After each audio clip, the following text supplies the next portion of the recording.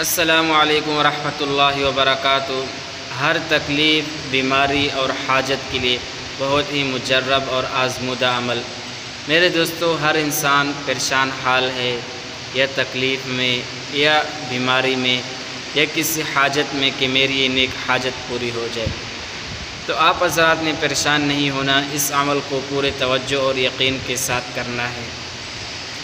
अमल बताने से पहले अगर आप हमारे चैनल पर नए हैं, अभी तक सब्सक्राइब नहीं किया, तो जल्दी से सब्सक्राइब कर दें ताकि हर नई आने वाली वीडियो आप तक बर वक्त पहुँच सके।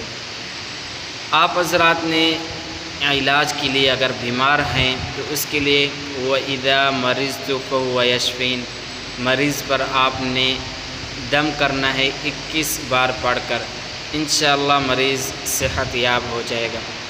और कोई मुसीबत आई हुई है और आपकी कोई हाजत है, उसके लिए आपने सूरत यासीन रात को इशा की नमाज के बाद पढ़ लेना है और अल्लाह ताला से दुआ करना है। इंशाअल्लाह अल्लाह ताला आपकी हाजत भी पूरी कर देंगे और आपको इस परेशानी और तकलीफ़ से भी निजात देंगे।